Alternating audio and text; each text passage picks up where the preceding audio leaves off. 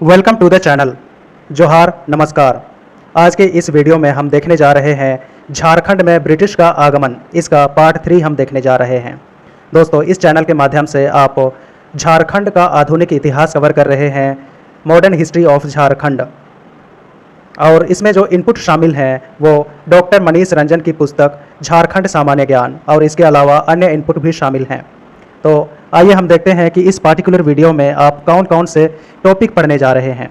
यहाँ पे आप इंडेक्स देख सकते हैं।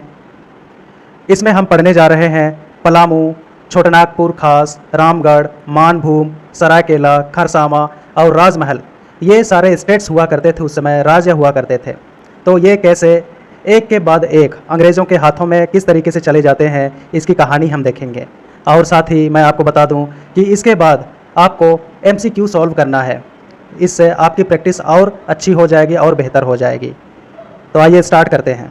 इससे पहले मैं बता दूं कि आपने पश्चिम सिंहभूम, जो आज के डेट में सिंहभूम का एरिया है, पश्चिम सिंहभूम और पूर्वी सिंहभूम का एरिया है, उस क्षेत्र में जो 3 महत्वपूर्ण स्टेट्स थे, कोल्हन, ढालभूम और पोरहट, तो ये स्टेट्स किस तरीके से अंग्रेज़ों के हाथों में चले गए थे, ये हमने देखा था। इस वीडियो में हम देखते हैं आगे का पार्ट 3। तो आइए सबसे पहले हम देखते हैं कि पलामू किस तरीके से अंग्रेज़ों के हाथों में चला जाता है। जिस समय अंग्रेज़ों ने झारखंड के क्षेत्र में प्रवेश किया, पलामू का आप यहाँ पे मैप देख सकते हैं। जिस समय अंग्रेज़ों ने झारखंड में प्रवेश किया तो उस समय पलामू में चेरो वंश का राज था, पहले से ही राज था। लेकिन जिस समय प्रवेश किया अंग्रेज़ों ने झारखंड के क्षेत्र में, उस समय चेरो शाही परिवार में अंदरूनी कलह चल रही थी, मतभेद चरम सीमा पर था। और रंकाई, जो आज के डेट में गढ़वा है, गढ़वा का मैप आप यहाँ पे देख सकते हैं, आज के डेट में गढ़वा है। रंकाई के अमर सिंह ने जयकृष्ण राय को चेरो शासक बनाने में सहयोग किया। अमर सिंह ने जयकृष्ण राय को चेरो शासक बनाने में सहयोग किया, परंतु अमर सिंह के पुत्र साईनाथ सिंह इसके खिलाफ था और विद्रोह करने लगा।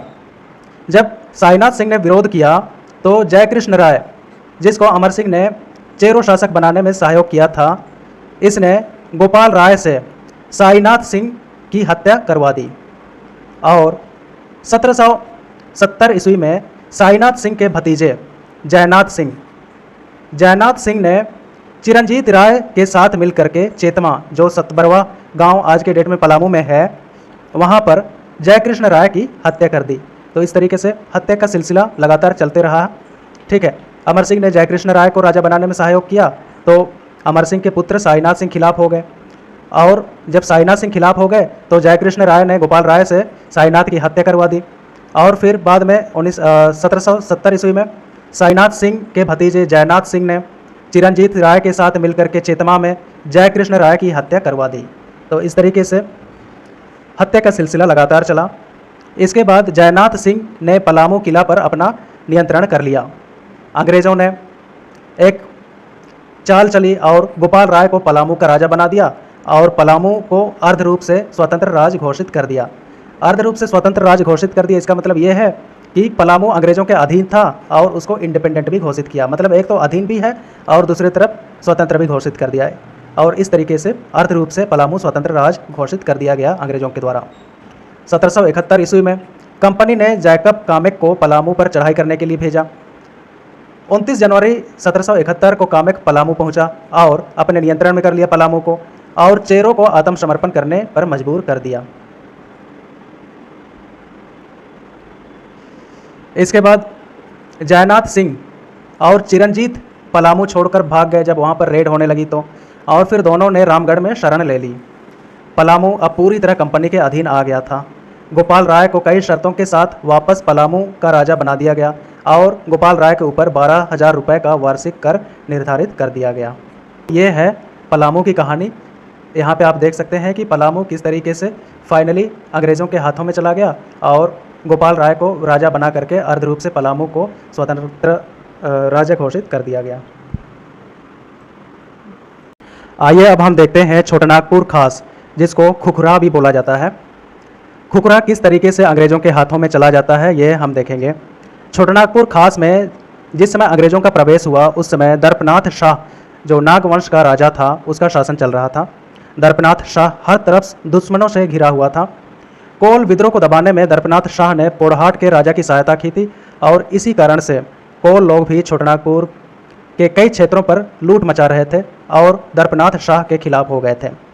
रामगढ़ के राजा मुकुंद सिंह भी दर्पनाथ शाह का दुश्मन था और छोटानागपुर खास पर लगातार उत्पात मचा रहा था।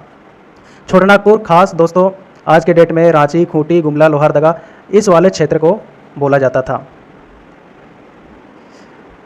इन परिस्थितियों में दर्पनाथ शाह जब चारों तरफ दुश्मनों से घिरा हुआ था, ऐसी परिस्थिति में 1771 में पलामू जा करके कैप्टन जैकब कामेक से मिला और कंपनी की अधीनता स्वीकार करने की बात कही। कंपनी ने दर्पनाथ शाह के प्रस्ताव को स्वीकार करते हुए 12,000 रुपये का वार्षिक कर की शर्त लगा डाली और कंपनी के अधीन दर्पनाथ शाह को राजा घोषित कर दिया। ये हो गई छोटानागपुर खास की बात, खुखरा की बात। अब अगला है रामगढ़ राज्य। ये किस तरीके से अंग्रेज़ों के हाथों में चला जाता है ये हम देखते हैं। रामगढ़ के राजा उस समय मुकुंद सिंह थे। इसने अंग्रेज़ों को कर देने से और उनकी आधिपत्य यानी डोमिनेंस, उनकी सुजरनिटी स्वीकार करने से इनकार कर दिया। जॉन कटियर ने मुकुंद सिंह को 20,000 रुपये वार्षिक कर देने का आदेश जारी कर दिया और जमा नहीं करने पर उसे गद्दी से हटाने की भी धमकी दे डाली। मुकुंद सिंह ने अपने वकील ठाकुर रामचंद्र सिंह को कैप्टन कामेक के पास प्रस्ताव लेकर के भेजा ताकि इस डिस्प्यूट को सेटल किया जा सके, लेकिन कामेक ने प्रस्ताव स्वीकार तो कर लिया, लेकिन 3 वर्षों का कर 63,000 रुपये और बकाया राशि 23,228 रुपये का भुगतान करने का आदेश भी दे दिया। टोटल मिला करके 86,228 रुपये किसी भी परिस्थिति में चुका पाने में असमर्थ था। उसने इस राशि को किस्तों में चुकाने का प्रस्ताव रखा अंग्रेज़ों के पास, लेकिन कामेक ने इसे अस्वीकार कर दिया। मुकुंद सिंह ने स्पष्ट कर लिया कि अब वह अंग्रेज़ों के साथ कभी भी कोई भी समझौता नहीं करेगा। मुकुंद सिंह ने मराठाओं से मदद की गुहार लगाई, जिस पर मराठाओं ने एक सेना की टुकड़ी भेजी। पटना काउंसिल ने अक्टूबर 1772 में रामगढ़ को नियंत्रण में लेने के लिए कामेक को भेज दिया। रामगढ़ के क्षेत्र में कामेक की सेना ने रामगढ़ पर हमला बोला और इसे अपने अधीन कर लिया। मुकुंद सिंह इस युद्ध में मारा गया। मराठाओं का समर्थन नहीं मिला। हालांकि मराठाओं की सेना रामगढ़ तक पहुंच गई थी, लेकिन मुकुंद सिंह की सहायता नहीं कर पाई, क्योंकि ब्रिटिश सेना कहीं बड़ी थी और कहीं अत्याधुनिक हथियारों से लैस थी, तो उसके सामने मराठा की सेना नहीं टिक सकती थी। कंपनी ने छोटानागपुर, खास, पलामू और रामगढ़ को इंटीग्रेट करके, एकीकृत करके एक नया क्षेत्र बनाया और यहाँ जैकब ने तेज सिंह को इस एकीकृत क्षेत्र का राजा घोषित कर दिया। कंपनी ने तेज सिंह के ऊपर सारी शर्तें लागू कर दी जो रामगढ़ क्षेत्र पर लागू करना अपेक्षित थी। तेज सिंह को कंपनी ने गवर्नर जनरल की उपाधि भी दे दी। तो ये तो ही बात रामगढ़ की। अब हम बात करते हैं मानभूम। मानभूम भी किस तरीके से फॉल होता है यह हम देखते हैं। मानभूम क्षेत्र में ब्रिटिश ने जब प्रवेश किया तो उसका नेतृत्व कर रहे थे फर्गुसन। इस समय इस क्षेत्र में जमींदारी प्रथा का प्रचलन था जोरदार से। यहाँ के जमींदारों ने वार्षिक कर देने और अंग्रेजों के आधिपत्य स्वीकार करने से इनकार कर दिया। कंपनी ने इस क्षेत्र में कर संग्रह के लिए एक मिलिट्री पोस्ट और पुलिस स्टेशन भी बना दिया। कंपनी ने मानभूम के जमींदारों को 2,001 रुपये का वार्षिक कर जमा करने का निर्देश दिया।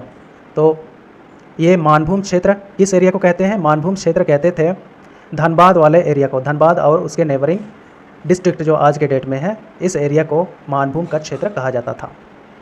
ठीक है दोस्तों, तो मानभूम के जो जमींदार थे उन्होंने 2,001 रुपये कर देना स्वीकार कर लिया ब्रिटिश को। अगला हम देखते हैं सरायकेला और खरसावां। सरायकेला की स्थापना विक्रम सिंह ने की थी। Very very important. ब्रिटिश इस क्षेत्र में सबसे पहले 1770 ईस्वी में आए।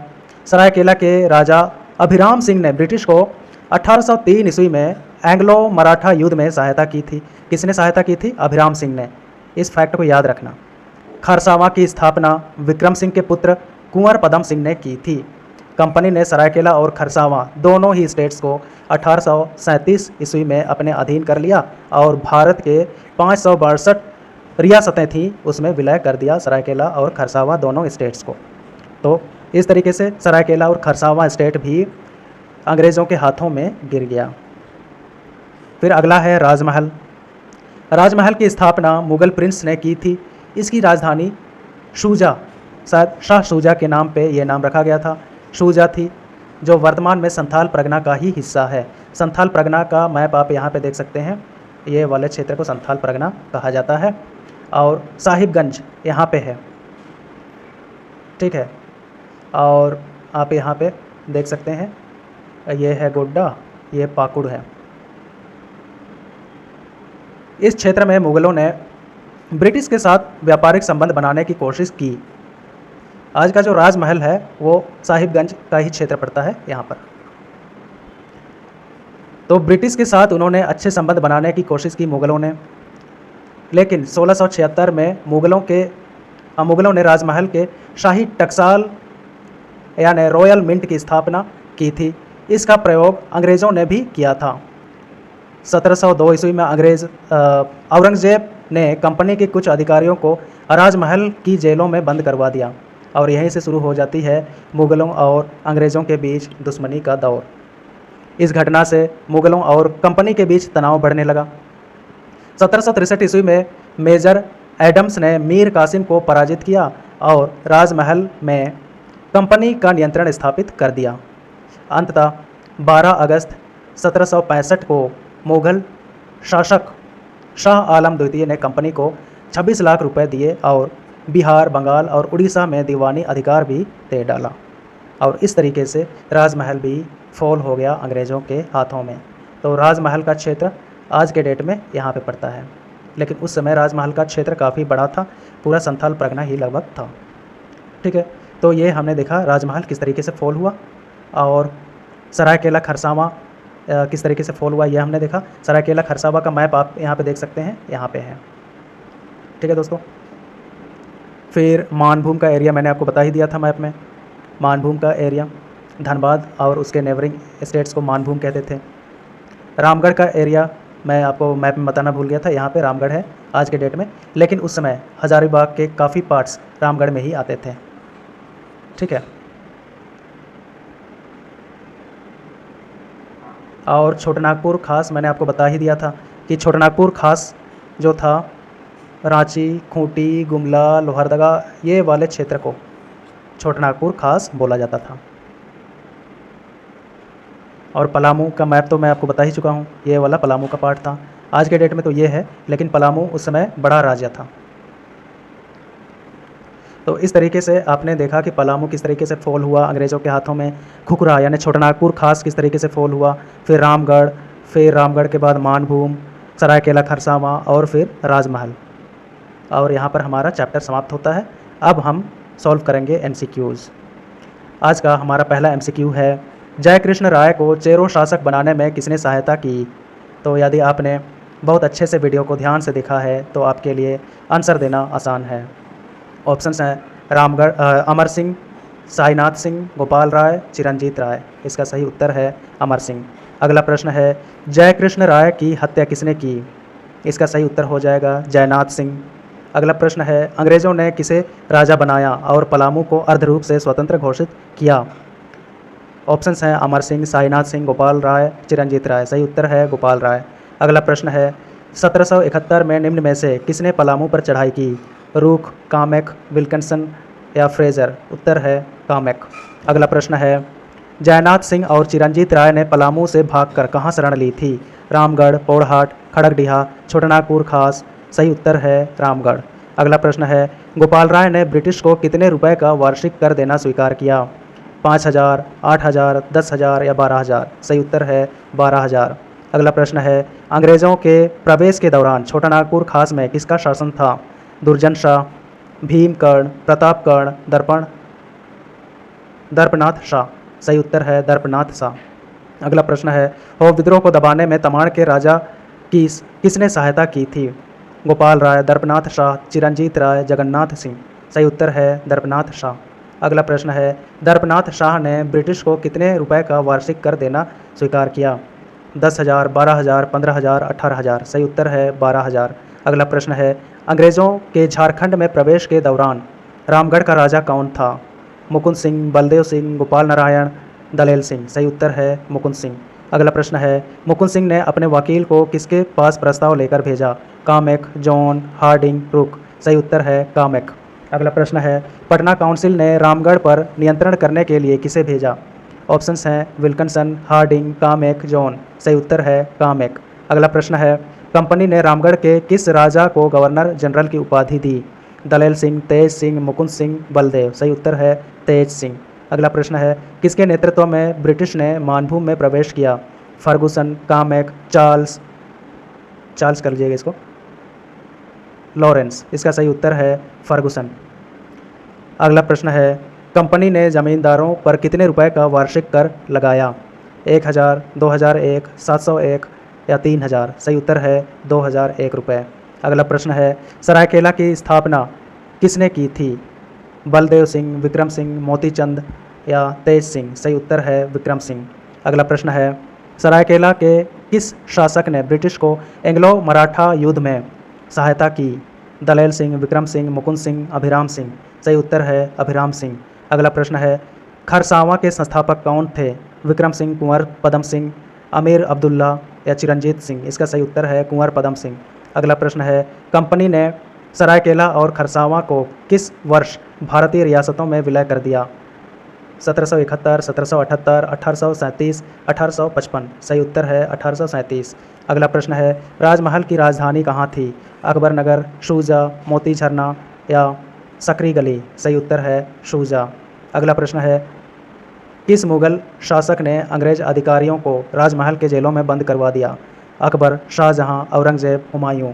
इसका सही उत्तर है औरंगजेब। तो ये हमने 21 MCQs देखे। यदि आपको यह वीडियो पसंद आया तो आप कृपया इसे लाइक करें, शेयर करें और कोई सुझाव हो तो कमेंट अवश्य करें और सब्सक्राइब भी कर लें। Thank you so much for watching.